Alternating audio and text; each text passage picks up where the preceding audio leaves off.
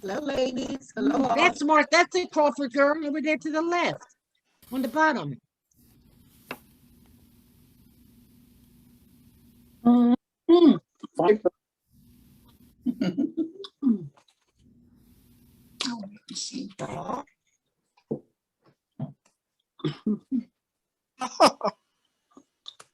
Wow. Nice.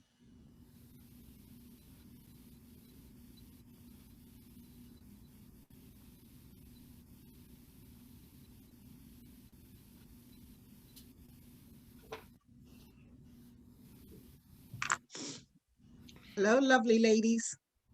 Hello. Hello. Hello. Hi. Good evening, everyone. Is this just ladies or am I allowed in?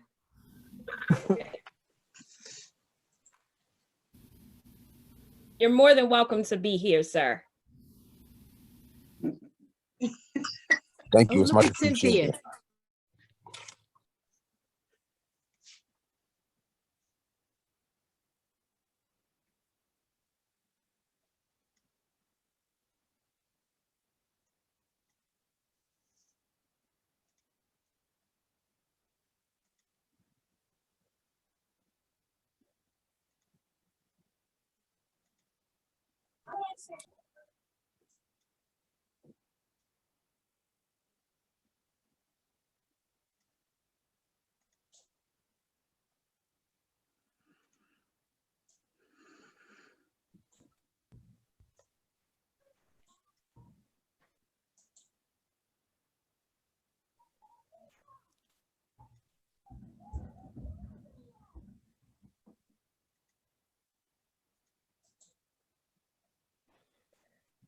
Good evening, everyone. It's so wonderful to see everyone coming in.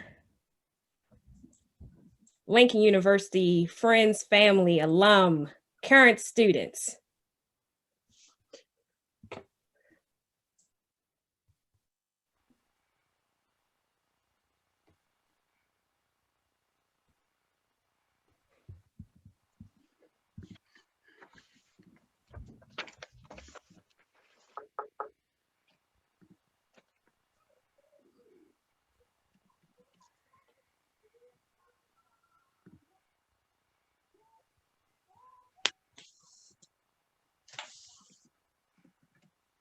If you haven't done so already, please rename yourself on your screen so we can see and acknowledge all the alum that are here today.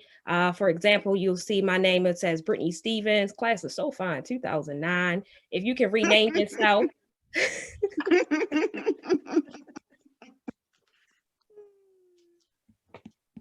To have your name and your graduating year.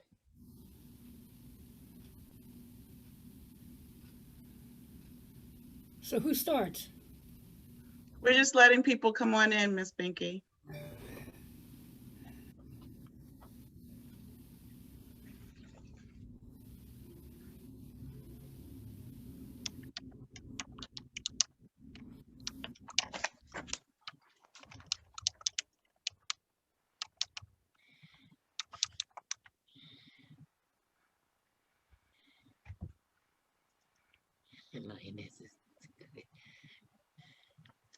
All right, it is 7 o'clock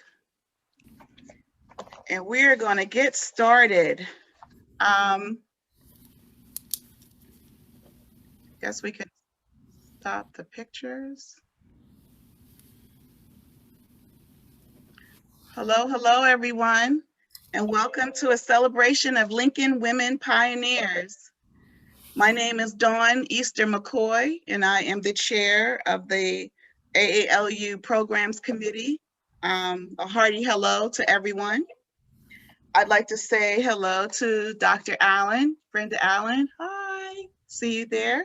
Okay, hello to Dawn Florizard, president of the AALU. Hey, Dawn. I'd like to also say hello to my committee. That would be Dot Smallwood. Where are you? Hey, Dot. Hello to Carol Black. Hi. See you. Hello. Hello to Siobhan Jordan. Hey, Siobhan. And also hello to Donna Atmore Dolly. Thank you guys for being the women to help bring this program to fruition. I'd also like to say thank you to the Office of Alumni Relations, Deborah Johnson and Angela Groves for their help. And also would like to say thank you to Miss Lorian Anderson, Miss Legacy 2021. We thank you all again for participating in this celebration, this Women's History celebration called What's the Tea?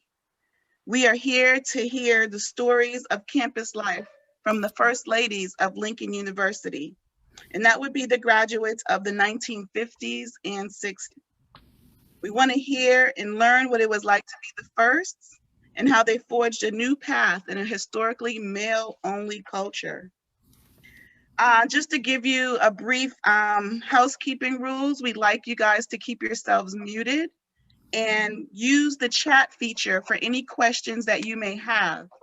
After the actual program, there will be a question and answer period where the moderators will pull your questions that haven't been answered from the chat and give it directly to the MC, who will then put the questions to the panelists. Okay, somebody needs to mute. Okay, thank you. Without further ado, I will introduce our MC of the evening, Miss Brittany A. Stevens. Ms. Stevens is a highly motivated servant leader and energetic professional. She's a native of Baltimore, Maryland, and has a Master of Education from Central State University, and also has a political science undergraduate degree from Lincoln University, class of 2009. Brittany currently serves as the strategy manager at Collegiate Directions, a nonprofit organization committed to closing the education achievement and opportunity gap for low-income, primarily first-generation to college students. She also serves on a leadership team for a nonprofit organization named Educate Me. Through recruitment, Educate Me inspires interest and exposure to minority people to pursue a career in education and seek leadership roles to transform classrooms, schools, districts, and their communities. Embodying service, Brittany is actively engaged in her community, lives to motivate, loves to read and travel. She's active with the Set the Captives Free miniseries, TCP Academy board member, and is a very active member with the Baltimore Metropolitan Alumni Chapter of Delta Sigma Theta Sorority Incorporated. Brittany, I'm going to turn this over to you, and let's have a great evening, guys. Thank you. Thank you, Ms. Dawn, for that introduction. I am excited. I don't know about you all, but I have been anticipating this moment for the last few weeks since I was asked to come on to moderate this extraordinary panel. So I am happy. This is about what's the tea. So if your cup is empty right now, your love tank is surely about to be full by the end of this. Okay, so if you have a love tank on E, your love tank is about to be on full, because I'm trying to tell you right now that these women that we're about to speak to this evening are absolutely incredible. So I would like to say thank you. Thank you, thank you, thank you, thank you. One thing that Lincoln taught me when I first got to campus was about advancing the legacy. So tonight I sit here before you as a class of 2009 legacy, sitting amongst legendary Lincoln Lions. All of you are. So family and friends, stay in tune. For those of you who do not know, 1854, first HBCU for sure. Absolutely. Lincoln University was founded April 29th, 1854 by John Miller Dickey and his wife. And a few years after that, well, maybe not even that few years, but in the early 1950s, they started to admit women, faculty-wise to be exact. And in 1953, the charter was amended to allow amazing women.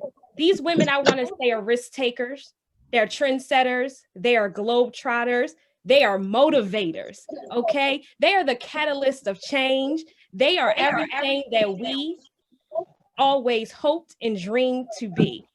They trotted the path before us. And so I need to do something right now. And that is to mention all of the names of the graduates from 1953. I keep saying 18. I'm not trying to age you all because you're young. You're very young, very young. From 1953 to 1969, we had about 36 graduates of women, Lincoln women, on this wonderful Wednesday. So I'll name them all for you to give honor and reverence to while we're here today. Miss Ruth Fales, class of 53. Miss Gladys Winfield Walls, class of 55. Miss Marcella Crawford Gray, class of 57. Miss Dorothy V. Shute, class of 58. Miss Deborah Reed Say, class of 58. CA. I hear you, Miss Banky. Okay. If y'all haven't met Miss Banky yet, you're going to be in for a treat. Miss P. Dorothy Murray, class of 59. Miss Patricia Reed Johnson, class of 62. Miss Helen Galloway Sowoda. Thank you. That is class of 62. Miss Phyllis Corbin Olton, class of 63. Miss Thelma Young Curl, class of 64. Miss Sandra Draper, class of 64. Miss Reban Anderson Harkwos, Reba Ann Harkovitz. Class of 64. You see, when the legends are amongst you, they're going to make sure that you get it right. And I love them for it. This is what advancing the legacy is all about. Keep it coming. Miss Patricia Mitchell, class of 64. Miss Jean Willer Schultz, class of 64. Miss Charlotte Britlove, class of 65. Miss Emma L. Luster, class of 65. Miss Florence Collins Davis, class of 66. Miss Gloria J. Dullen, class of 66. Miss Honey Hastings, class of 66. Miss Phyllis Tazzy, class of 66. Miss Claudia Van Blake, class of 66. Miss Carol Black Adams, class of 67. Miss Emma C. Schoen, class of 67. Miss Athena Valmez, class of 60. Valamis. Yes, Valamis. Okay. It's okay. Class of 67. All right. Miss Cynthia H. Amos, class of 68. Miss Sandra High, class of 68. She's on this board right now. Miss Joanne Deshelle Asparagus, Esquire, class of 69. Miss May Caleb, class of 69. Dr. Lucia DeLone, class of 69. Miss Rosemary Ormond Davis, class of 69. Class of 69 was strong. Mm-hmm. Dr. Sandra McGruder Jackson, class of 69. Miss Cheryl M. Miller, class of 69. Miss Lillian W. Pinnell, class of 69. Miss Catherine Lewin Phillips, class of 69. Miss Charlene Davis Smith, class of 69. And Miss Maxine Stewart, class of 69. If y'all can give a virtual round of applause for the first 36 female graduates of Lincoln University. They're the true orange and blue. All right, y'all look beautiful tonight. So without further ado, and I hear someone in the chat said the brothers are here to learn. Yes, you are. You're about to be in tune. So I want to thank for all the men that are on here with us tonight. The Lincoln Strong, always. So without further ado, I don't want to waste any more of your time because I know that you all are not here to hear me speak or belabor in front of you long. As the pastor say, I won't be in front of you long because we have some amazing women that are about to come on. I would like for our panelists, we have 8 panelists tonight, and I would like for each of them to go around and introduce themselves with their introductory pitch. Now, I will have to say this. They're going to give you a 30-second spiel because they have a lot of information to give you all. So they're going to tell you their name, their major, where they're from, a little bit about themselves, and they're going to start. I'm going to start right now with Miss Cynthia. Okay, I'm Cynthia Amos. I'm a Philadelphian. I'm the class of 68. I transferred to Lincoln from Spelman, so I came in with the class of 69 women, the ones that you had so many names to read. And from there, I went to Brandeis, the University of Texas, and had a career in the U.S. Public Health Service. Major. Miss Banky? Okay. I'm Deborah Binky, CA, a lifelong Philadelphian. I came to Lincoln in 1956. I was a transfer from Temple University. I came to Lincoln because my mother had gotten ill. I was out of school for a couple years. I was able to come to Lincoln and stay with Dr. and Mrs. Farrell down in the village. And I majored, and I started when I was at the Temple, I majored in elementary education. But when I got to Lincoln, I was able to do what I had really truly wanted to do all my life, which was to study French, major in French, and to get a degree in secondary education as well. So I was a French teacher for a skillion years, and I got a summer, what we called masters at the École Française in Middlebury, Vermont. I also got a degree later on from Cheney, a master's degree in elementary education because I'd gone into supervision by that time. I worked for about 25, 30 years in the school system, and then I became a salesperson with Scholastic, and also became a sales consultant with a company called Voyager and Reach for Reading. And then I retired, but I was about 75 when I retired. All right, Miss Banky. That's a Miss Patsy. We're in a tree because we have sisters on the board. I followed my sister Binky everywhere she went from the day I was born. Wow. Okay, I went to Temple, first of all, I'm from Philadelphia, Pennsylvania, but I moved to New York City. And after I graduated from Lincoln University, I went to Temple University as well. And I was taking business administration. And when Mom got sick, I transferred to Lincoln and I stayed 3 years and my major was English. I was an English teacher for about 17 years, made a decision to leave public education and went into independent school. And I was director of admission of the Dalton School in New York City. And I went to Harvard for a year because I wanted to become head of a school. And during that time, I worked at a place called the Efficacy Institute. I came back and went to the Hotchkiss School, a boarding school in Lakeville, Connecticut, and stayed there for 19 years. And I've been doing educational consulting since then. And let's see, what else? Was there anything else to talk about? We got a master's from a master's supervision and administration from City College. And then I got a master's. I got a certificate at the International Graduate Summer School at Oxford University, Exeter College. And I went to Breadloaf School of English, and I got a master's in English. And now I'm a storyteller, and that's it. All right, Miss Patsy.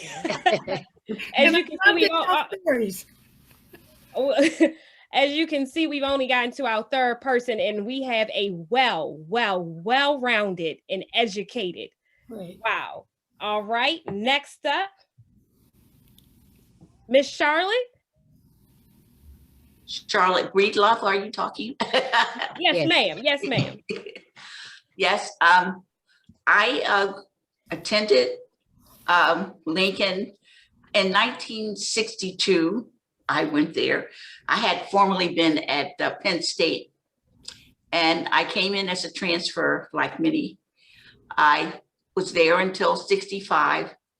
I graduated. I got a job. First, I got a job doing social work. Then I ended up working for the federal government in the area of human resources. My major when I was in college was psychology. And my interest was more in it used to be called personnel, but now it's called human resource, which research. And so that's what I did for, 30 years. I ended up being the director of the Southeast region of the Department of Interior for this area, the Southeast. And I retired about maybe 14 years ago. And I've been doing absolutely nothing but traveling. I've traveled, I've been to every continent. I've been to Africa, China. I was in China for 6 months. I was mostly traveling and being retired. And now I spend a lot of time at a retirement center.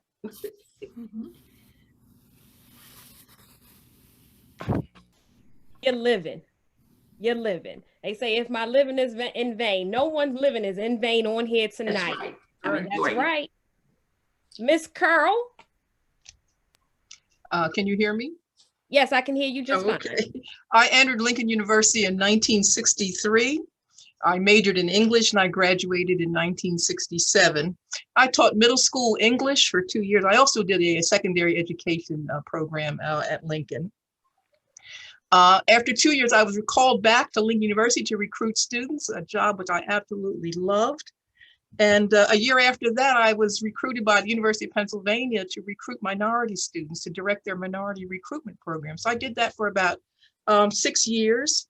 And then my husband and I decided we needed to retool to be more effective in our communities.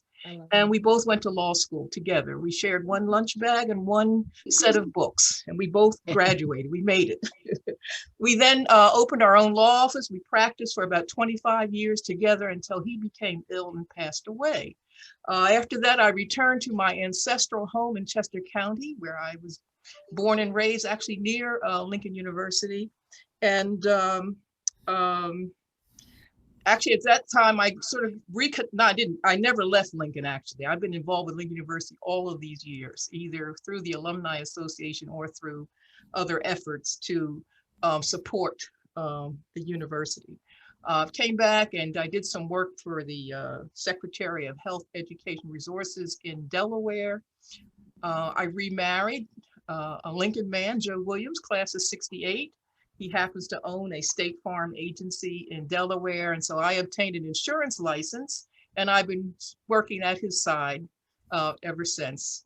I've raised a son who's now an attorney in Dubai, 2 daughters, one who's a social worker in Birmingham, Alabama, and is also a Lincoln University graduate, and a daughter who's a psychiatrist in Philadelphia. Amazing. Amazing. I mean, my love tank is full already. We haven't even gotten through introduction. Okay. Miss Joanne. Good evening. Hi, my name's Joanne Asparagus, married, and I am a native Eastern Shoreman by way of Philadelphia. I entered Lincoln in 1965, graduated in 69. From Lincoln, I went to the University of Pittsburgh to get a degree, a master's in social work, and a few years later to Duquesne to get a law degree. I've done a lot of things, good, some not so good, but anyway. For the last 25 years, I've been a family law magistrate. All right, thank you, thank you. Miss Cheryl? Hi, I just want to say I'm so pleased to be part of such a great idea tonight. I transferred to Lincoln in 1966, graduated in 1969 with a major in political science and a minor in economics. I went on from there to get a master's in city planning from MIT in 1971.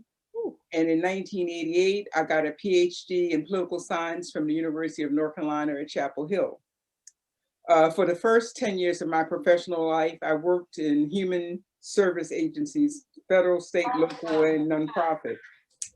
After marrying and having my 3 daughters, I decided to go back to school because I had been teaching part-time at North Carolina Central University and I loved it. And I decided I wanted to be a college professor. So that's why I went back to school and got my doctorate. For 31 years, I was a college professor, 10 of those as a college administrator, department chair, associate dean. And I retired in 2015. Since then, I have been focusing on volunteerism, grandchildren, and travel. Amen. Amen. If you ever had to wonder if your degree mattered, I want you to look at the women that just introduced themselves. They have done extraordinary things. I mean, I'm just in awe right now. We spoke on Sunday, and I'm glad that they held their introductory because it's just amazing. There was a running trend in a lot of your stories that you just shared. A lot of you mentioned that you had transferred from one institution and you came to Lincoln. So my first question of this evening, and before, let me take a pause. Was Miss Gladys able to join us? Yes, she's on. Yeah, she's there. She's on. I'm happy to that because we have a class of 55 graduate on here tonight, and I want to let y'all know it is absolutely amazing. So last but not least, Miss Gladys, would you introduce yourself for us, please? And just so they know, she is the first African-American woman to graduate from Lincoln University. Okay, no. Well, I seemingly, I was at Temple University, and I decided that after being at Temple, that Horace Scott, who was then the general manager of Lincoln, that he would hire me. And so when I went to be interviewed, he said, how many years have you graduated? So anyway, but what I'm trying to say is this, that because of him, because of Horace Scott, I was able to come back to Lincoln and graduate, because he felt that I was able that I was able to do the work. Right. And also that the problem was, I don't know why he hired me, because there was someone else who had already graduated from a business school and I had not. So it was amazing that he hired me. So anyway, I continued on at Temple and then transferred to Lincoln. Okay, so when I went to Lincoln, there's so many wonderful things that I could say, but that I really would like to hear other people talk about it, because whenever I talk about Lincoln University, I always hear all these stories about who did that, and why was he able to make 100 degree 100 degree alcohol. I would like to hear that people talk about that, because this is, we had a wonderful we had a wonderful situation before, and I'd like to hear the men talk about what they experience. That's so cute.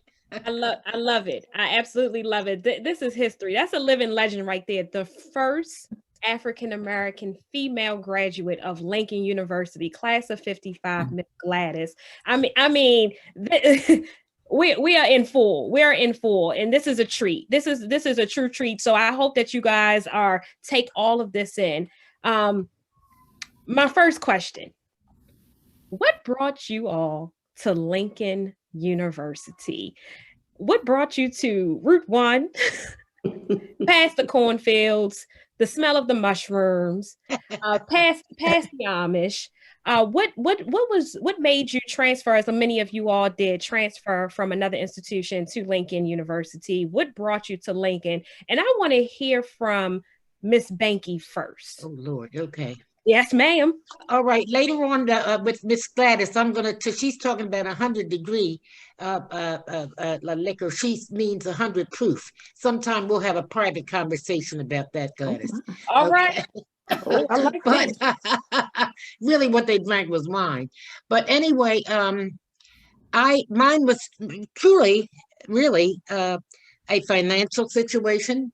Even though Temple didn't cost a lot, it was a lot for me, and especially with my mother being ill. She had what we used to call nervous breakdowns in those days, and a very viable woman, but she got sick. So I had 4 other sisters, and so I could come home and sort of be the mother, so to speak. But then, of course, my father, all of us, I wanted to finish school.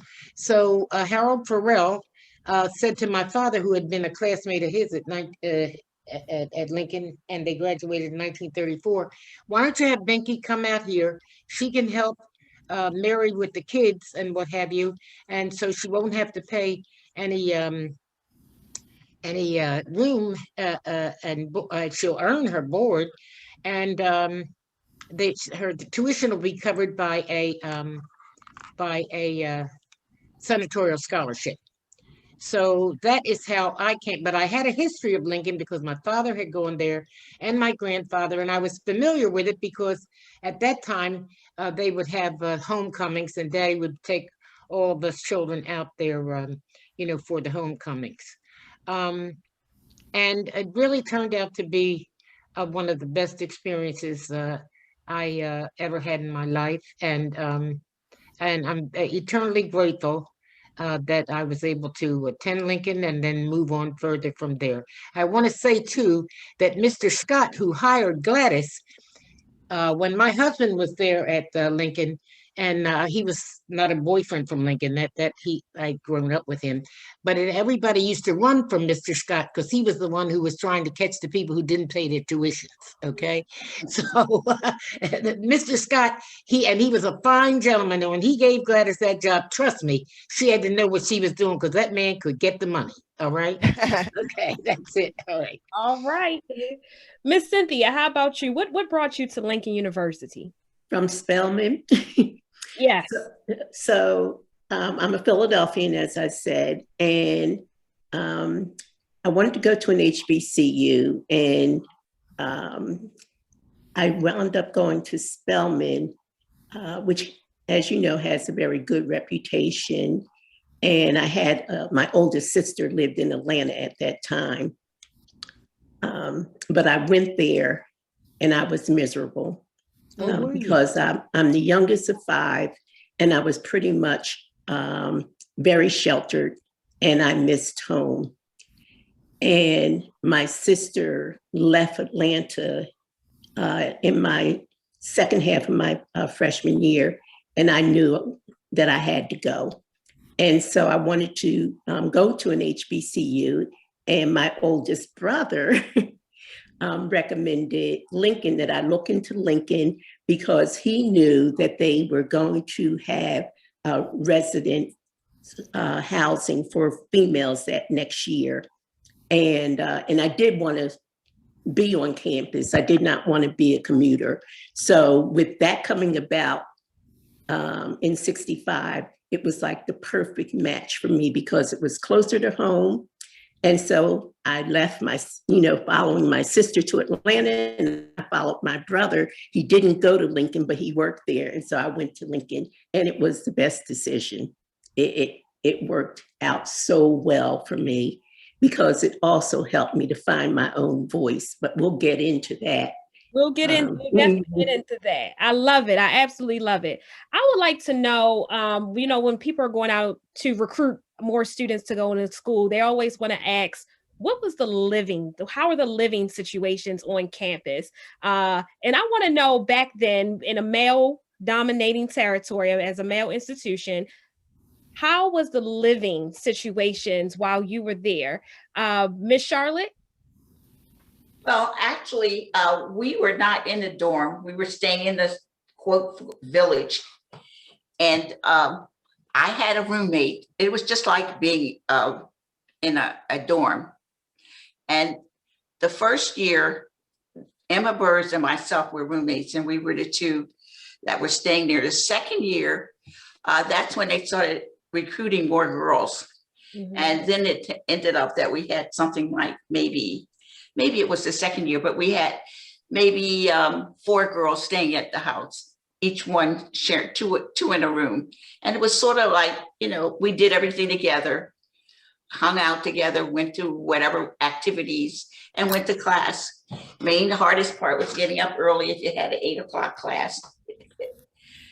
We did, I guess, to me, it was very similar to a dorm situation. But at that time, we were still having to walk to campus. And I don't remember it being a long walk, but it probably was if I had to do it now.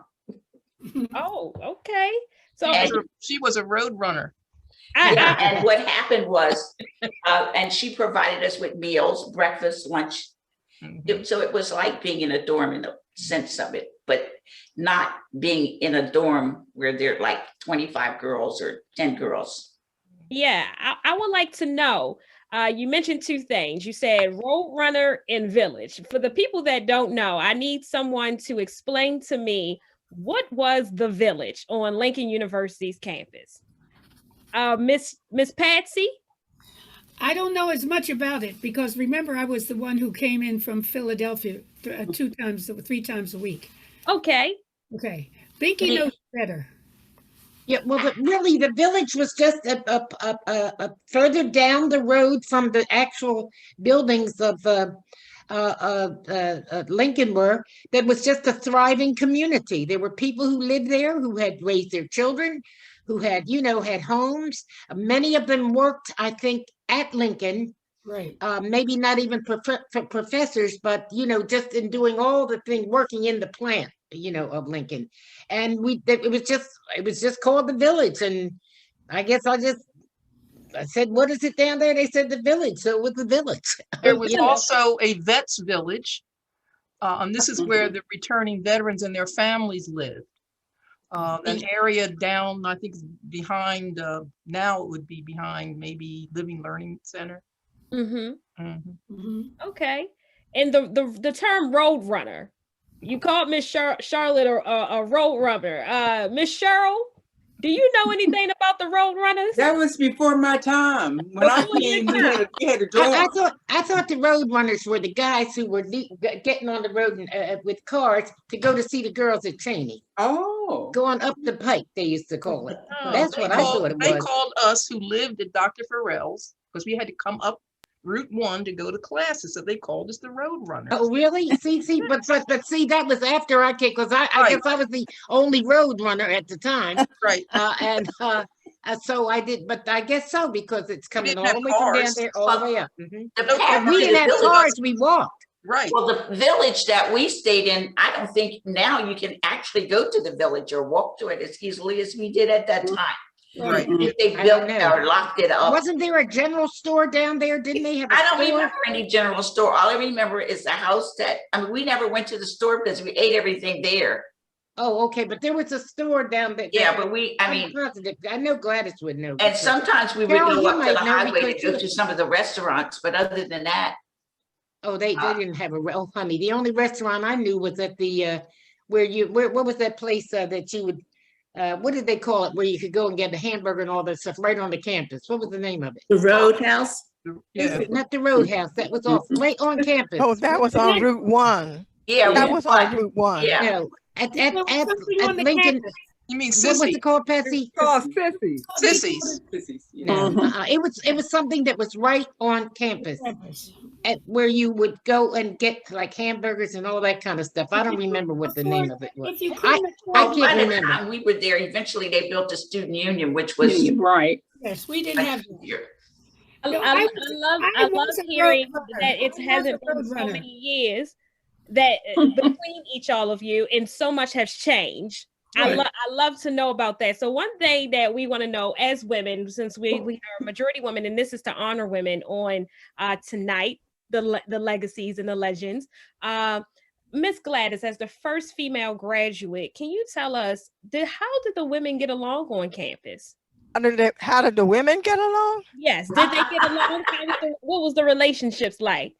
Oh, the women, when I was there, there were very, very few women there.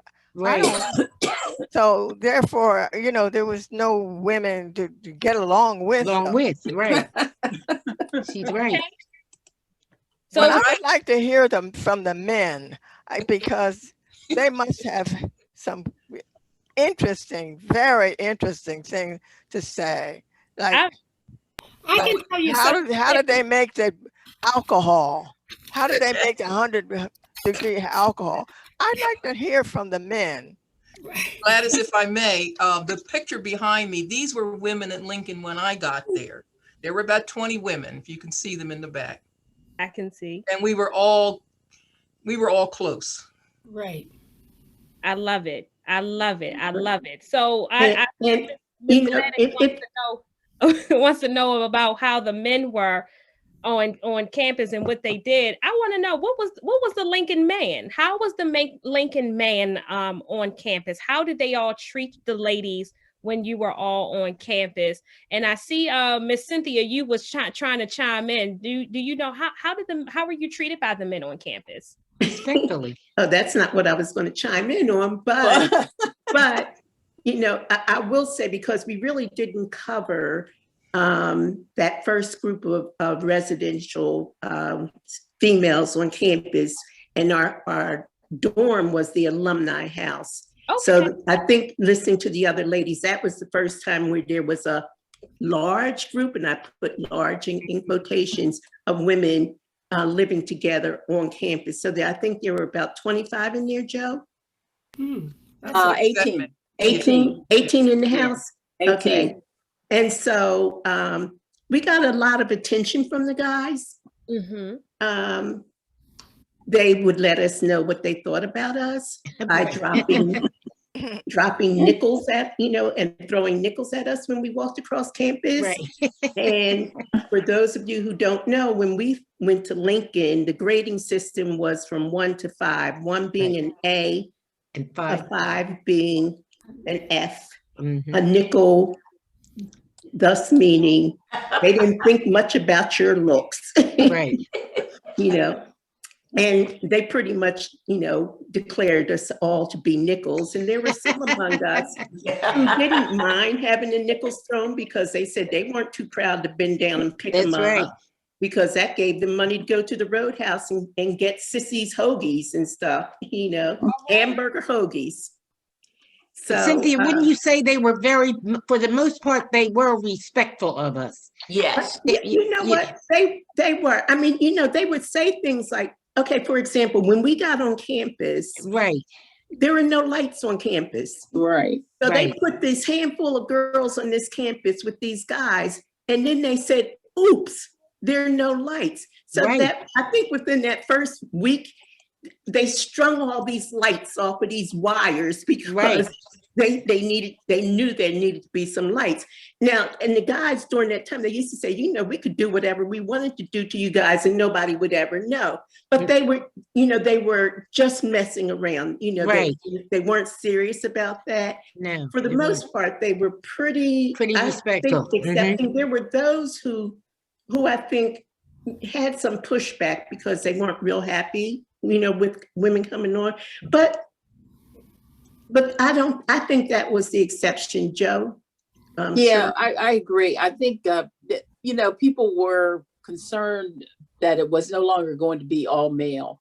And we got comments about that. And of course, when they put the lights up, they said, oh, now we're on Broadway. We didn't need all that. But as far as people, being very nasty to you. They weren't.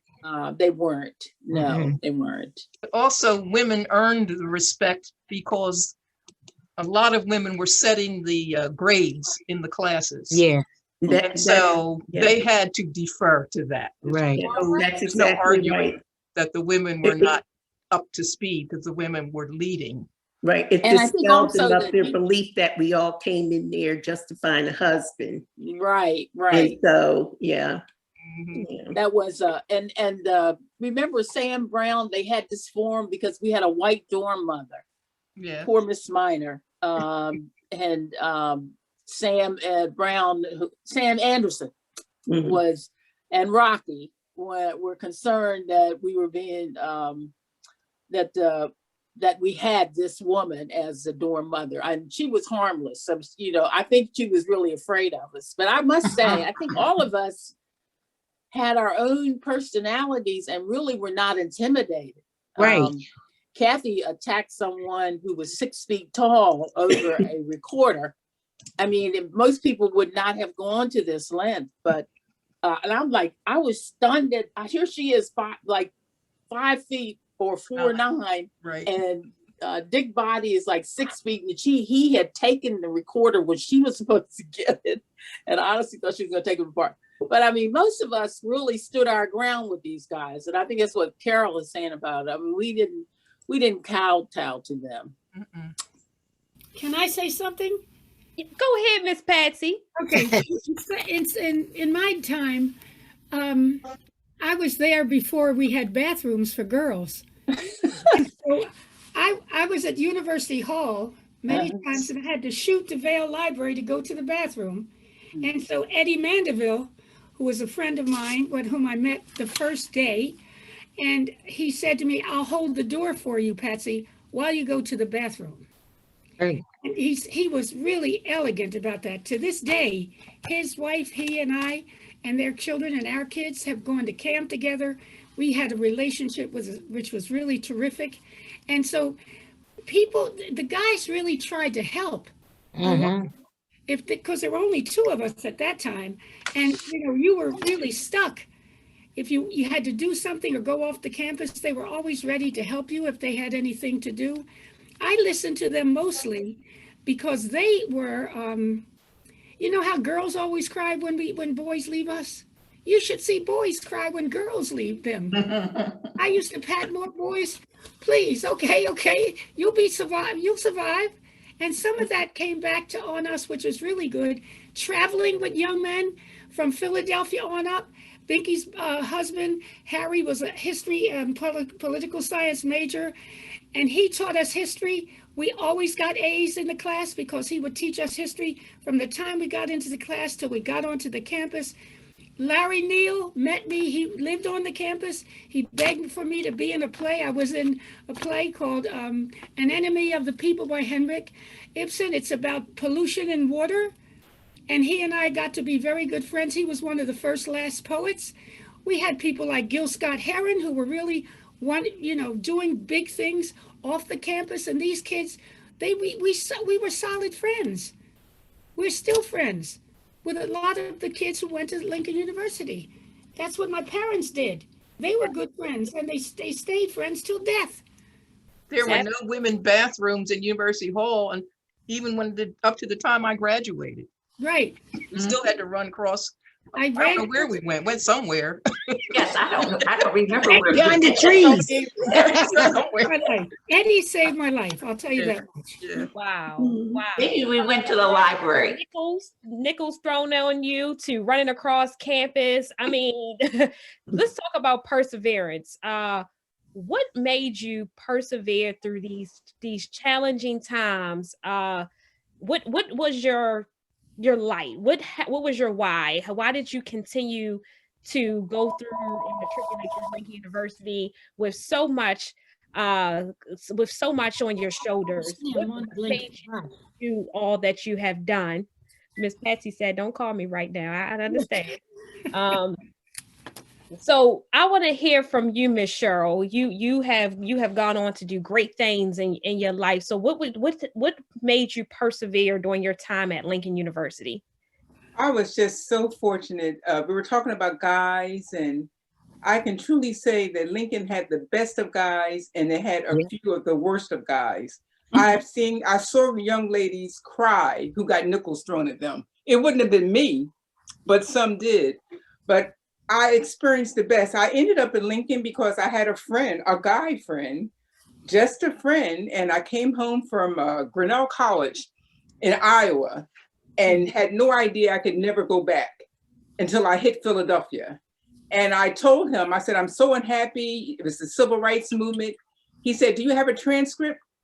Your grades yet? I said, yes. He said, okay, I'll come tomorrow, pick you up, and I'll take you to Lincoln. He took me to Lincoln. He knew the director of admissions, and I got in the same day with a full scholarship. That's what a Lincoln man did for me. So, you know, it was the place to be. Like Patsy said, there were people, Erica Huggins, Gil Scott-Heron. It was the place to be at that point in time. It had a life and it was connected to what was going on. And so that, you know, that made it easier. Plus, as I said also, the guys the classes were vibrant. It was intellectual. Smart. They were smart. I got the best education in the world. And I loved it when, you know, and like they said, you would have to earn their respect because I was fairly quiet and I'd sit there, not have much to say. And then the curves would come out. Right. And, you know, you would earn their respect that way. So I ended up graduating summa cum laude. Right. So I loved that. It was the best education in the world. It was relevant to what was going on at the time. So I would not have left no matter what. I had a great boyfriend my first year. I mean, it was a great experience. Yeah. I love it. I love it. I have to ask this question since we just talked about the males and you just said, Ms. Cheryl, you had a great boyfriend while you were on campus. And this question was submitted by the committee. And they want to know, did you date a Lincoln man? Yes. If so, I saw Miss Cheryl did. And if so, did you have the honor of marrying a Lincoln man? Was the legacy continue? Miss Charlotte said, no. He did. Some people did. I married a Lincoln man. Than me, and so we went different ways. But I know several people who did. Didn't Kathy with Mo? Yeah, Kathy, I did. I married a Lincoln man, and he divorced me. He's bad. But they are good friends to this day. Right. We were not meant to be married, but we were good friends, and we still remain friends to this day. Right. And my sister Binky married someone from but he wasn't at Lincoln at the time. He was from Philadelphia way back, but I did marry a Lincoln man. I married a Lincoln man. Actually, my first husband, even though he's a graduate of Cheney, he always loved Lincoln. And fortunately, later in life, he had written several books. Right. He was invited to be on the faculty at Lincoln University. Right. And so he immensely enjoyed teaching fiction and drama and all kinds of things, and even brought out the student magazine. And Patsy, you know that Carol married Billy Adams. Right. Billy Adams and I were in elementary school together. Right. Kindergarten to 6th grade, and he always beat me in math. Right. And by the way, I did have he's not my husband now, but my ex-husband, he taught art and art history at Lincoln University for a year. So I went back as a faculty member's wife. I forgot all about that. Yeah. Yeah. Okay. Mm-hmm. As I always say, Lincoln's in my DNA. My Yes. father Yeah. graduated from Lincoln. My great uncle graduated from Lincoln. Almost everybody I knew Right. graduated from Lincoln. I went to the reunions. I sat on Thurgood Marshall's lap. I knew Langston Hughes. I sat next to Melvin Tolson. I mean, these were just magnificent experiences. Wow. Wow. We talked about the men. We talked about how the women on campus got along with each other, or wasn't that many there at in the early years until the later 60s. I do want to know about, how did the professors treat you on campus? How was the professors, faculty, staff, administration? How did they treat you on campus? And I want to start with you, Miss Gladys, since you actually you led the way. Well, the thing of it is, when I transferred from Temple to Lincoln University, they felt that we had everything straightened out, but we didn't. So when I did get to Lincoln University, I had to decide whether I'm going to use Lincoln scholarship or not. So I did that, and I had so many experiences. I don't even know which way to go. But anyway, I did come. One of the things that makes me interested is the fact that Harold Scott was the man who turned my life around, because he is the one who said, I want to hire you rather than the person who had graduated from a business school. So you see, this is interesting. So anyway, so we had a wonderful time. All of the things that you can think of right now. But I'd like to hear from the men, because they are the ones who decided what we were all about.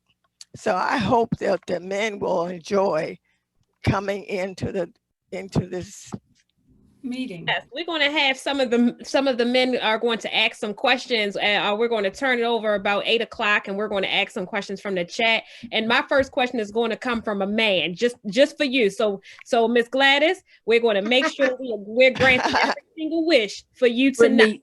In answer to the question that you asked about professors, I was sitting here thinking, I don't recall in the 4 years that I was there, and Cynthia, you might also chime in on this. I don't recall anyone complaining about a professor treating them differently. I never had that with any of the classes that I had.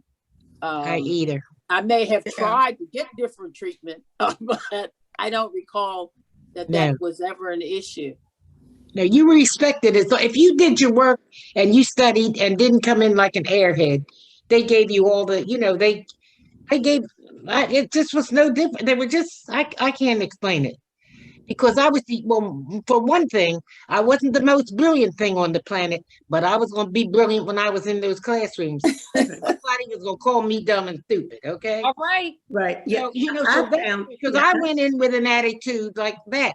And I had, you remember, I had like Professor Waring and Dr. Grimm and everything, because I was taking Spanish and French, and then I had Daddy Rareback, which was Dean McCrae, and for the what do you call it? Courses, education courses. Yeah, yes, education courses. And if you came in and did your work, they just treated you the right way. That's all there was to it. All right.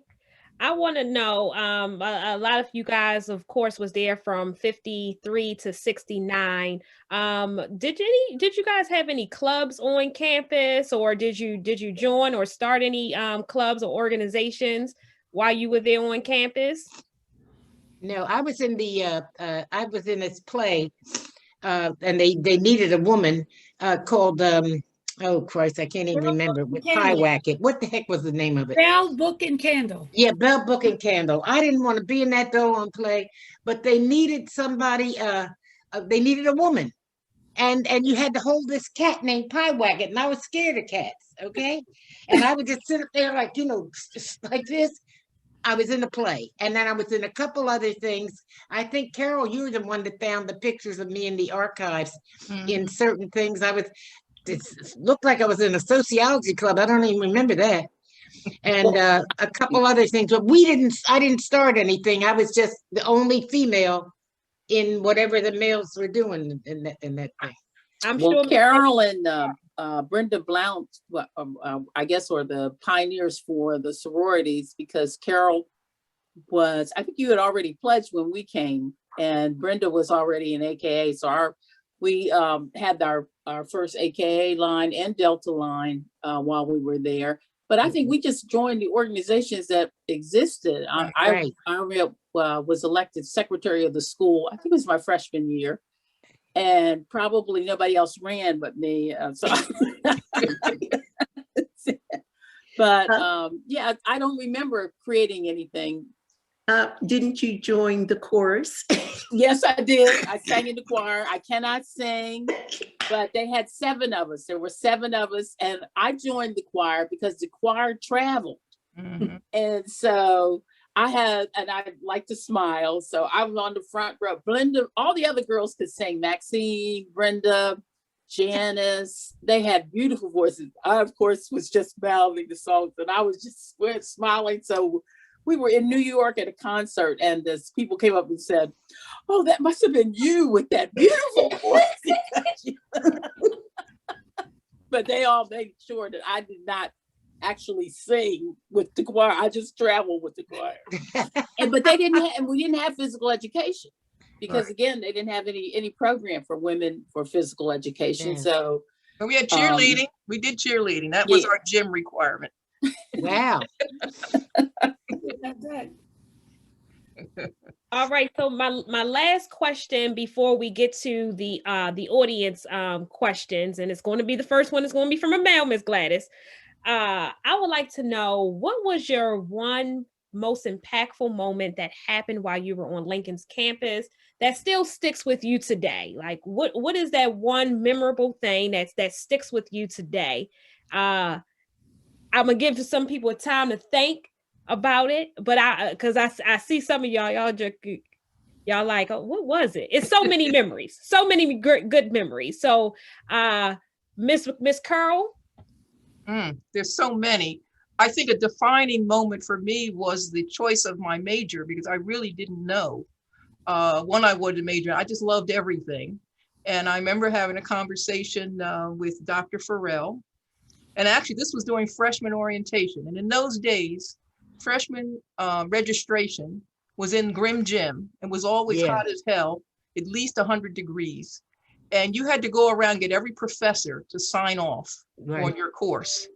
And my last stop was Dr. Farrell. And he said, "What are you going to major in?" And I said, "I don't know." He said, "You're going to be an English major." I said, "Okay." And that's what happened. And that really did define my life on campus. I went on to work on the newspaper and the yearbook. I was editor of both and just enjoyed learning to write. And that served me well in law school and beyond. Absolutely. I love it. Everyone did a beyond. I'm coming right to you, Miss Cheryl. Yeah, I really have one. And my kids sometimes will say, and grandkids, they'll say, "Well, why do you go to Africa so much? Or why do you have so many Black things in the house, like paintings and whatever else?" And it really goes back to, I'll never forget how old I was that Dr. Hamilton, Charles Hamilton, used his class to look at drafts of Black Power, the manifesto. and brought in Stokely Carmichael to the class. That made me Afrocentric forever, that we were part of that discussion of that book. I don't know if anybody here was in it who's in the class of 69, but I was a political science major and I was in it. It was mostly seniors and juniors, but somehow I was in it. And that affected who I am, who I was and who I am to this day, that I was part of that movement, that he actually thought enough of us to make that a class, his thoughts and Stokely Carmichael's thoughts about where we go as Black people. So that for me is one of the biggest legacies of Lincoln. Wow. And Ms. Cheryl, I too was a political science major at Lincoln University. And you guys, most of you guys were there at the height of the civil rights movement. So absolutely amazing.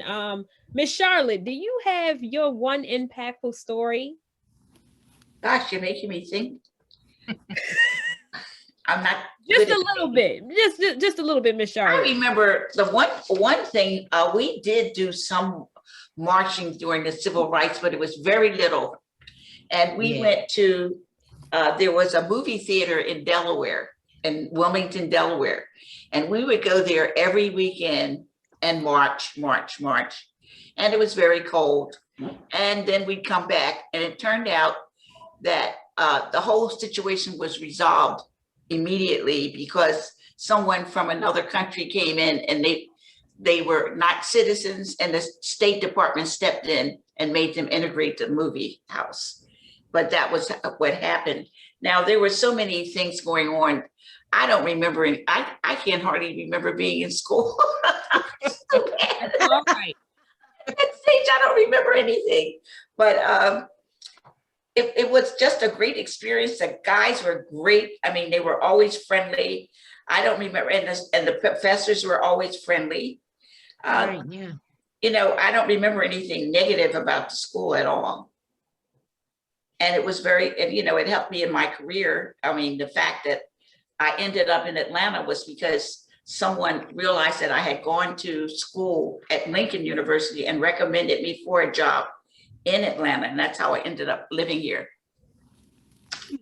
Absolutely. When you said that there's nothing negative that you had left away, that, I mean, that right there in itself, that's very impactful. You know, I'm coming over to you, Miss Banky. Oh, Lord have mercy. Oh, okay. yeah. Yes, a good mercy on well, you. You know, Brittany, I was so interested to know that when I told you the story, which I'm going to tell them now, about the kindness. When I think about it, the kindness of the boys, I called them, but of course they were young men. And we talked about the young man from Baltimore whose name was Norman Van Allen Reeves. Yes, and he was from Baltimore, and he had muscular dystrophy.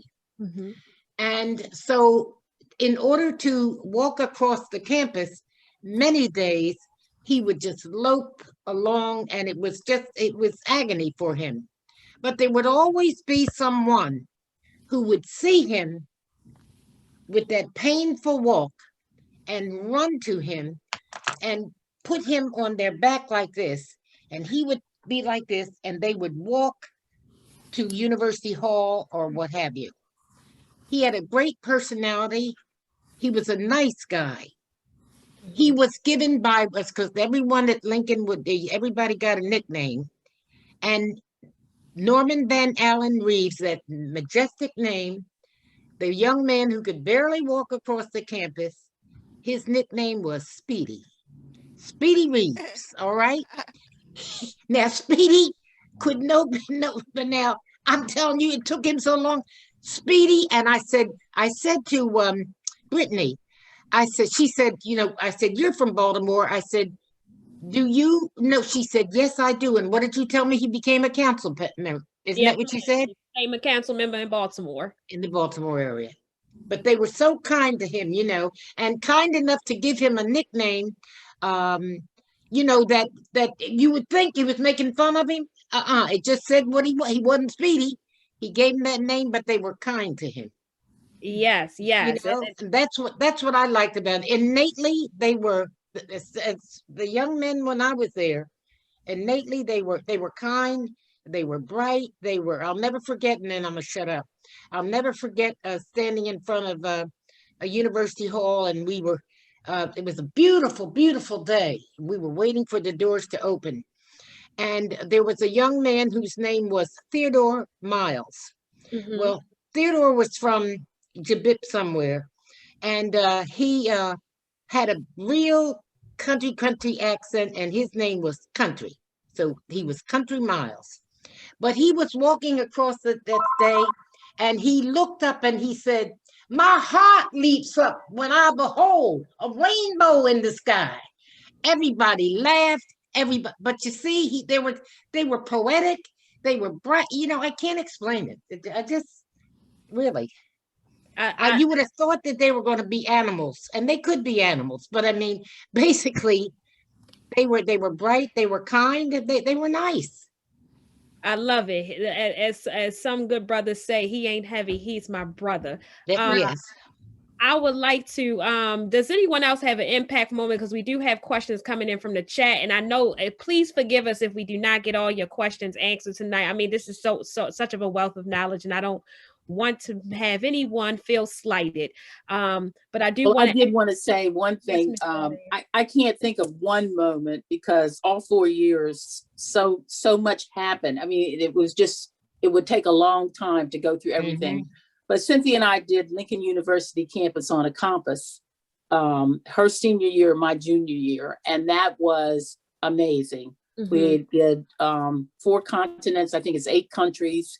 It was an absolutely marvelous experience, but it just sort of culminating all of the things. It was such a growth period for me personally, and that trip was something that I'll never forget. I have something that I know you do, Miss Patsy. But this has to do when my ex and I were there. It's between 68 and 69. Charles Hamilton, who came to speak at Lincoln University, and his wife Chuck. No, Donna. Donna and Chuck Hamilton were invited to dinner with the provost, who was then John Markham, and his wife Gwen Markham. And Chuck and Donna had a conversation with us, and they made it. Not only did they come and speak at the school, but they came to visit, and they helped us make a decision about where we were going to go later in our lives. And the thing that I understood about Lincoln University is that when we teach kids, prep kids and all that stuff, we teach them to network. Yes.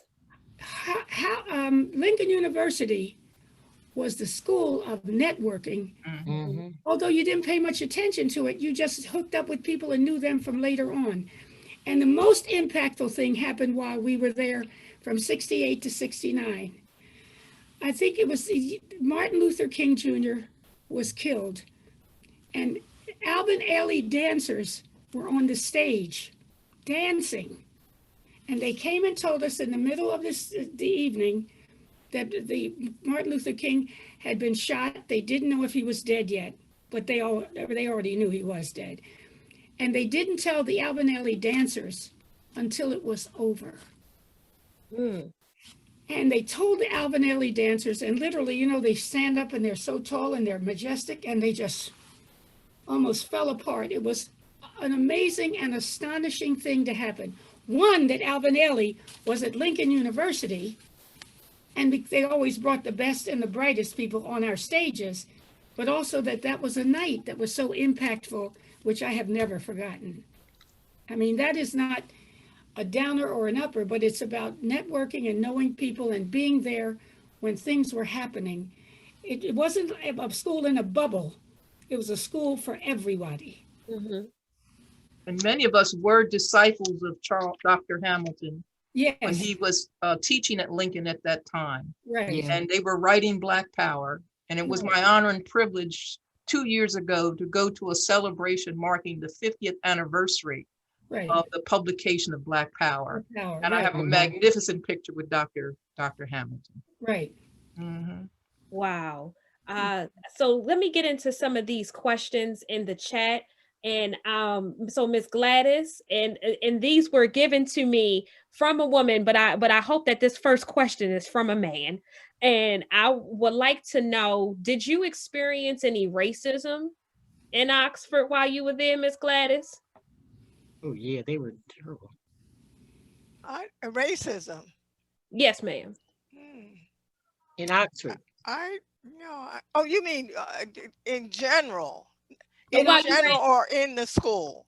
While you were around the school in the area. While I was around the school, I didn't experience racism, but while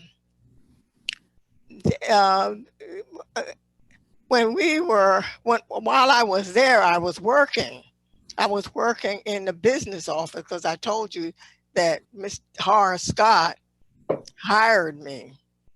And when we went to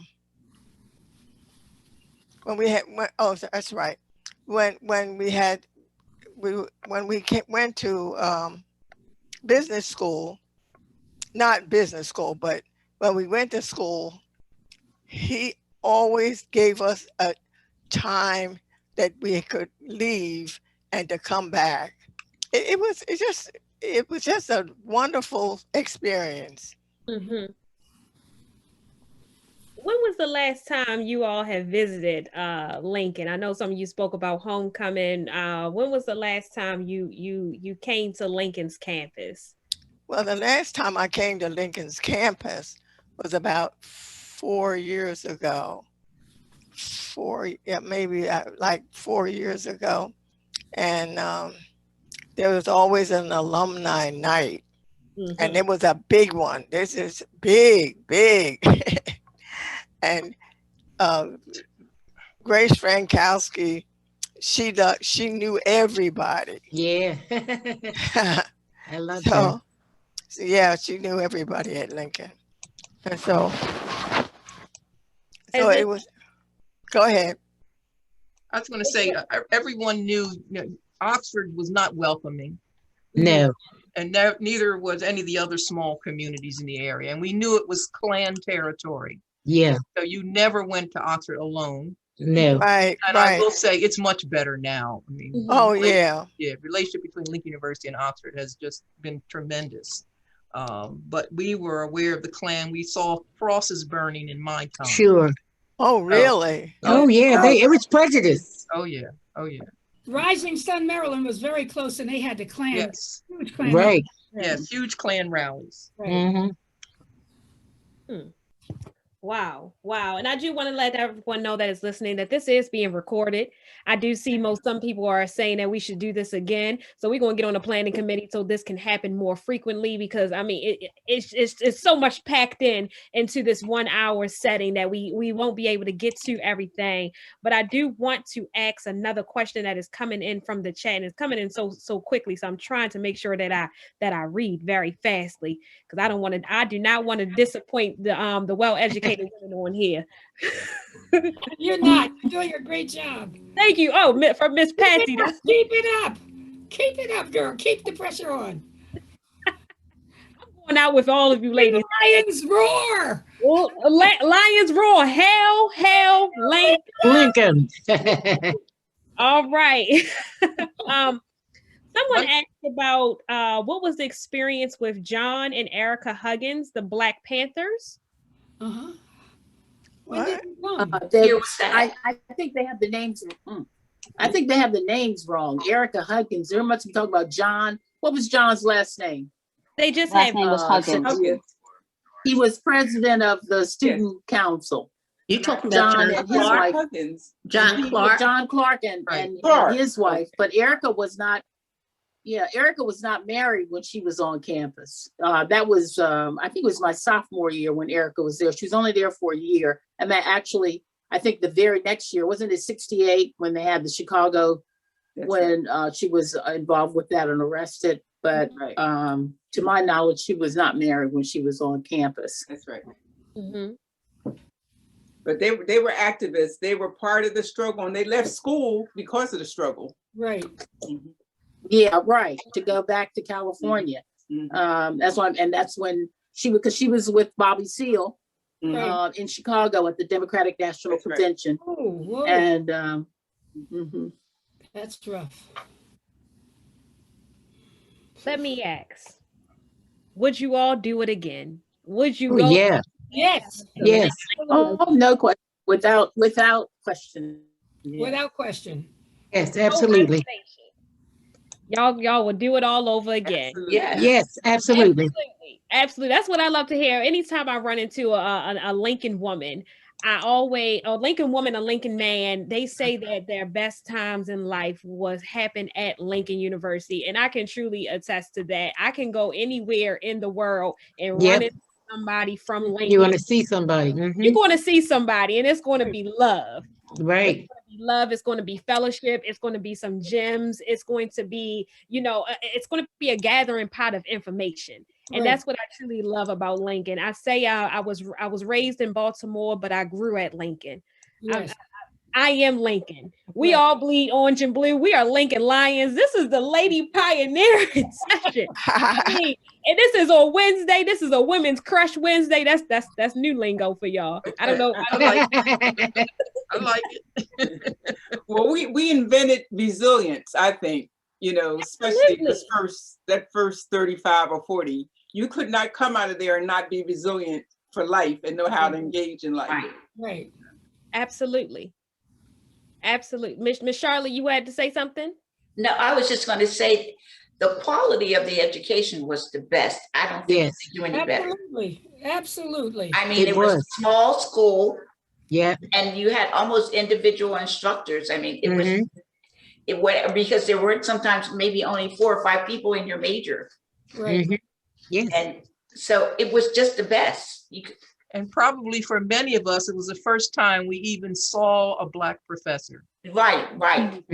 And the teaching styles are totally different. I mean, you learn at Lincoln, you're nurtured at Lincoln. That's right. They see, without even talking to you, they seem to understand what you needed. Right. And could give it to you. Wow.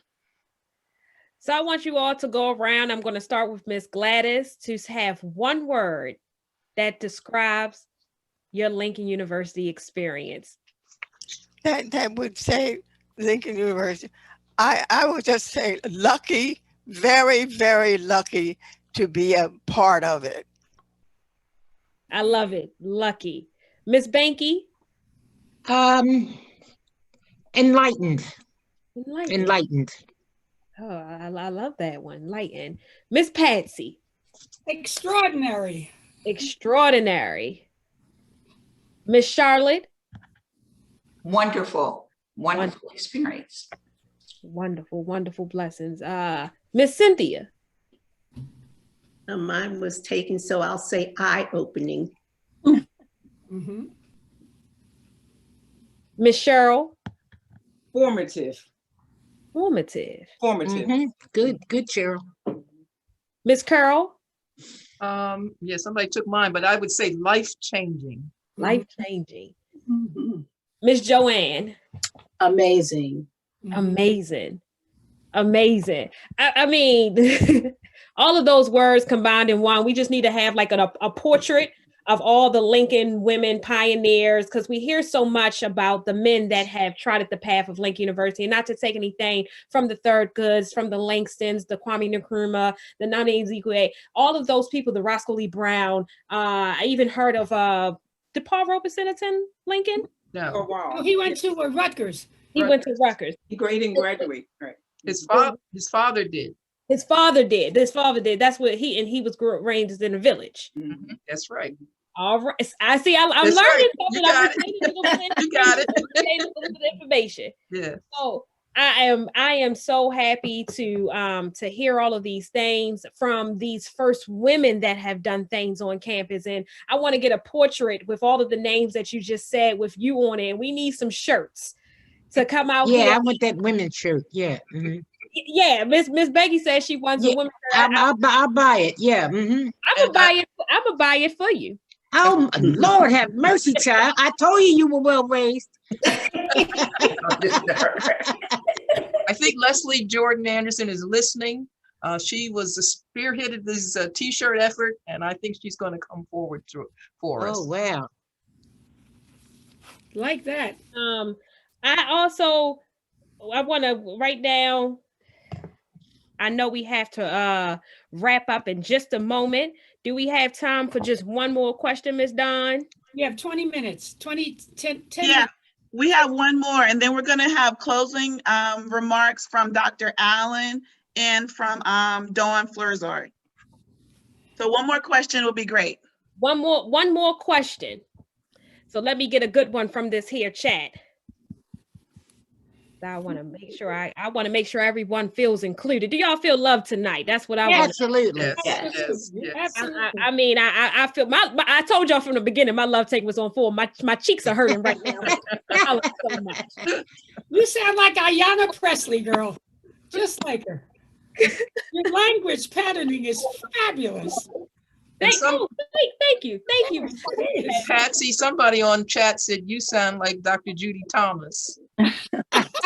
Did you know her? I knew her. Okay. No. So the last question that I have for you all from me will be from the chat is, how do you feel knowing that there are more women than men at Lincoln now? Hey, it is what it is.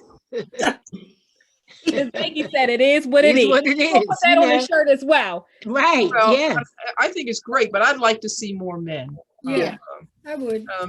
Black men really, have time in this country, and we need to do whatever we can to develop and encourage Black men to come to college. And there are brilliant young men out there who just don't have the opportunity. So I would like to see more, but I'm happy the women are there and doing well. Right. Absolutely. Miss Gladys, how do you feel about that? As the first female African-American graduate of Lincoln University, how do you feel that there are more women than men on campus now? More women than men? Yeah. Oh, no, when I was there were not, that was not the situation. When I was there was, like there's one woman or two women. Right. And now there are many. You see what you started? Hmm? You see what you started? You started the trend. Okay. You accept it. You know what? I think I would like to know right now how many.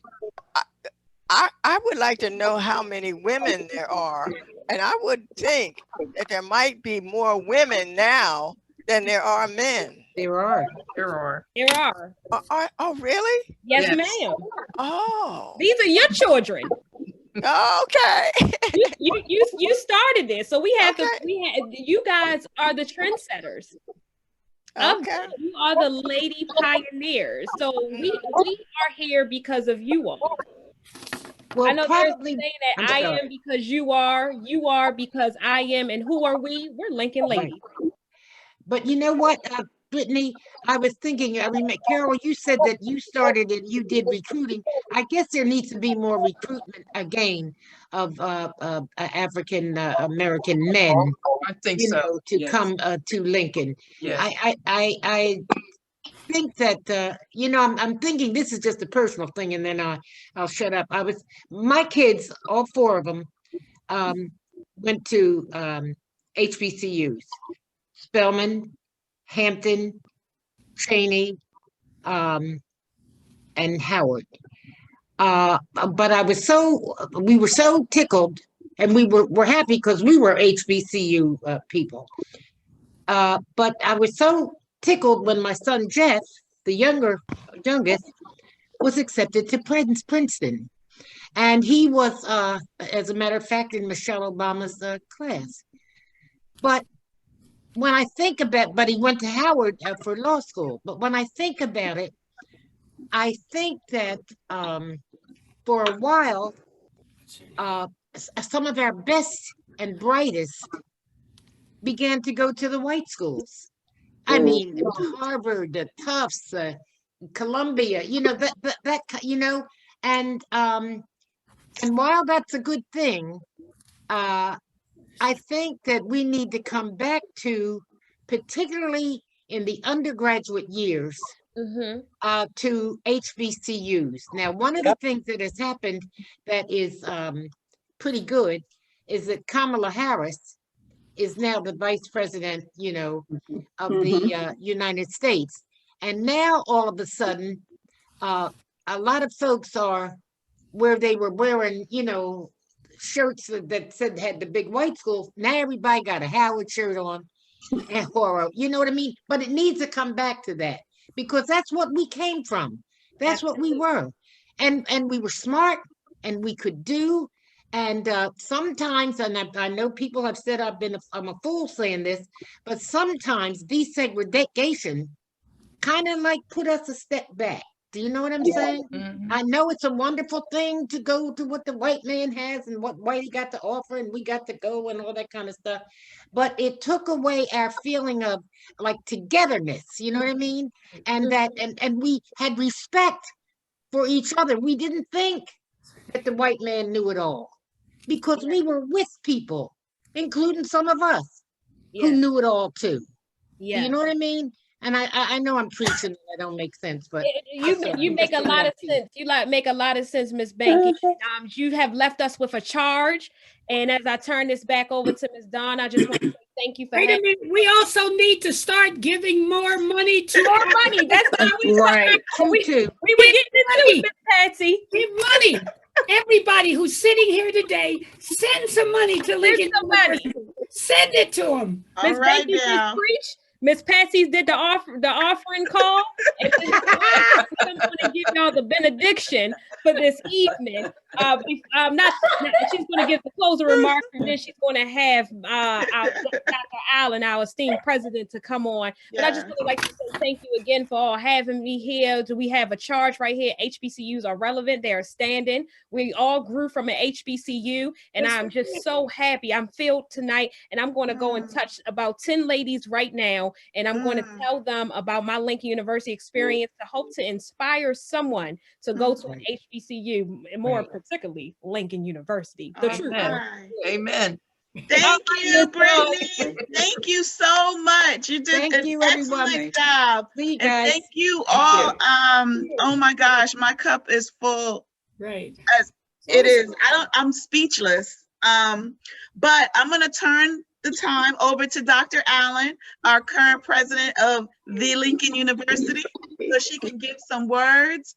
And then, guys, I will be in touch with each of you. So, okay, hold on. Dr. Allen. So I first want to say thank you. And like you, Dawn, I'm speechless, and I'm usually never, ever speechless. That was just an amazing bit of time to spend. I don't think that we do enough of it, and I agree with people in the chat. We just need to regularly check in. When we listen to those stories, and I'm thinking there are some things that are so familiar about my time, and then there are things that I would have never known. And so I just want to thank each one on the panel for being so generous with your stories. I'm about to ask y'all to pull out Miss Binky's little speech. That's going to be my new recruiting tool. And I'm going to take Miss Patsy's little speech, and that's going to be our new fundraising chant there. Miss Patsy, I owe you a call. Yes, you do, girl. I've just been very busy, but Miss Patsy did come to visit me, and I heard some of her stories about 4 years ago, and they are hilarious. So I appreciated when Miss Binky talked about calling the guy Speedy, and Miss Patsy talks about some guy they call Shaky, who had Shaky Jones, Professor Jones, because he had palsy. Poor thing. Right, and I'm like, whoa, okay. That's rebel. So when you talk about transformative and thick-skinned and all that kind of stuff, the dozens come in our lives, and it makes us better for it, because your family are given to you with love, so that nobody else can make you can hurt you with their words. And so I'm around a lot of people who say I love my HBCU, but I know that this is a special love that we have for Lincoln, and I just appreciate this committee pulling back the women. I taught for 15 years at a women's college, and high tea was actually the tradition that I love the most. You get together it's such class, but at the same time, you can talk trash at high speed. So I just really enjoyed it. So I want to say to Leslie that the shirts for the ladies are on me. So just Wow. the shirts and send me the bill. I'm so appreciative of the time we spent together. And again, thank you to the committee. This was a wonderful, wonderful program, and nothing can match. I've gone through all the catalogs. So I've watched your names, get bigger and bigger as a part of the classes coming in. So all of the bulletins from the early days had everybody's name, and I used to count the number of women. So as I've been reading the classes of 67 and 68 who have been 69 who have had reunions since I've been here, I know how lonely it is because I can count 3 names, 2 names in a whole group, but to actually hear you all and know that the experience made you better for having the experience, number one, but also just the words about how kind the men were. So yeah, I have to say that I've received nothing but love from the men who many of you were in class with. People have been so supportive. And while we worry about the ways in which men and women get along in the world, I think there's something very special about Lincoln men. And the reception of me has been nothing more than just heartwarming. And so it was really good to hear you say, Miss Binky, that kind is the word that you walk away from. So thank you again. Hope to get with you all again. We shouldn't let too much time go by. We really need to extract from this conversation. I think this is legacy just right in front of our faces. And please know that we love you and we are so blessed to still have you in our family. Thank you. Thank you. Thank you. Wonderful. Okay, thank you, Dr. Allen, for those great words. And thank you for taking the bill. Yay! Appreciate it. She gave me steaks and a hoagie when I was there. Miss Patsy, when COVID is over, we are together. Do you hear me? Absolutely. Yes. Okay. And now we'll hear closing remarks from Dawn Florizard. Okay. And then we are done. Okay. Well, first of all, there's not much to say. I think everybody said everything, and this has just been a profoundly impactful program. I can't stop smiling. I was very fortunate to be part of the practice run, so I got to hear a lot of the firsthand stories. And on this call, not only do we have the panelists who are here to share their experiences in the tradition of griots, that's what we know, and not throughout the diaspora and our African spirit. We keep our history orally. And this is just a testimony and a testament to that, and an opportunity to start bringing that back into the fold, because we talk about the disconnection with us and our students, and just having this opportunity to really reconnect at that level. And we have other pioneers on the call who are not a part of the panel.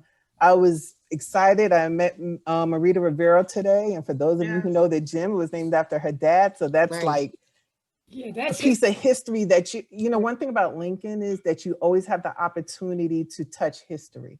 And I felt that when I was a student on campus. What's profound for me in this is that when I was at Lincoln, and I was there when Dr. Sudarkasa started, and she did the Alumni Hall of Fame, and it was in the gym, but the women always seemed to be missing, you know? And we talk about Lincoln history being American history and world history, because we know we stand on the shoulders of great, but the courage it took for you women to be the first, you make it sound easy, but we know it wasn't always easy. It wasn't easy when we were there, and we were the majority of the campus, at least when I was there. But because of the steps you took, you made our path much easier. We may not have had a path at Lincoln, so for that we thank you. Lincoln produced greatness, and on this call, all we see is the greatness. I mean, at a time when many of you were supposed to go to school to get an MRS, you came out and you had whole lives and careers, and you continue to inspire us traveling. And I'm with Dawn, when this is all over, you know, let's gather somewhere and continue these conversations, because they've been absolutely amazing. I thank all of the alumni and friends who joined us. My heart was warmed because we had 200 people register, which is kind of a big deal for any activity. And I know many of us are zoomed out at this point in life because of work. More people. And I think at our high, we were at about 145. And that just shows how much we love and care, and we needed this. And I agree with everybody. Let's just keep it going. We have this recorded. Yes, I think this is something the students should do. Thank you to the program committee for pulling this off. I mean, this was amazing. I think sometimes we don't know how amazing something can be until we're on the other side of it. So Dawn, thank you for taking the helm. That's the other Dawn. She actually walked before me the day of graduation in college. That's So, right. you know, Dawn Easter, Dawn fan. Families were clapping for the wrong people, but it was all good. But you know, and Brittany, you did an amazing job. It's really great to connect with younger alumni and just bring all of this together. And just again, I really hope we can continue this.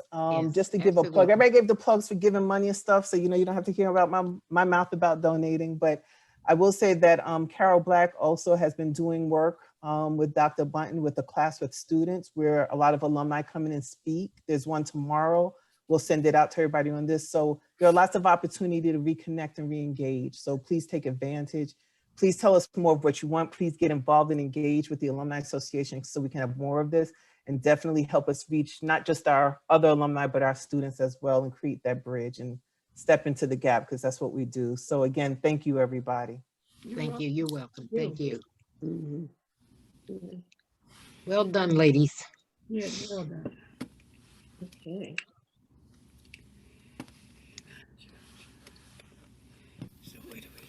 Thank you, everyone. This slideshow. This is nice.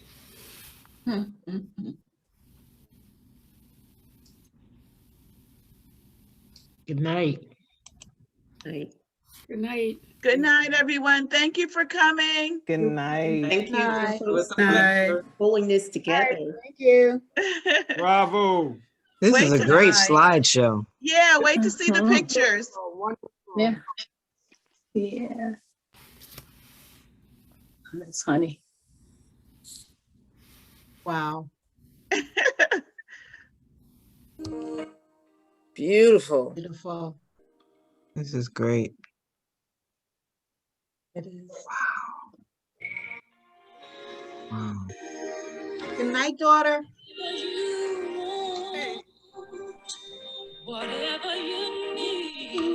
Wow. And most of these pictures were taken from the yearbooks that are on the Lincoln University website. They've been digitized. Oh, good.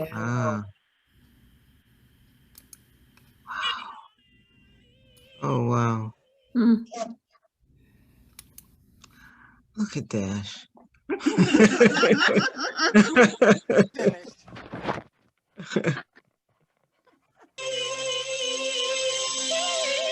My mother. There's my mother right there. Oh. Hey. Oh, wow. Andy Magruder. Pat Jacobs. Dean Walker. Dean Walker. Yeah, right. Yes. Oh, my goodness. Here's Cheryl. Hey, Cheryl. That's how I remember Cheryl. Oh, my goodness. Hey, Kathy. Oh. Oh, my goodness. Charlene. Oh, my goodness. Okay, bye. Wow. I don't know. My goodness. This back in. Oh, wow. Look at Carolyn. Oh, wow. This is just the mic. This is your headpiece. I know, but it. Fantastic. Just fantastic. Good job, right? Wonderful. Wonderful presentation. That was fantastic. Wow.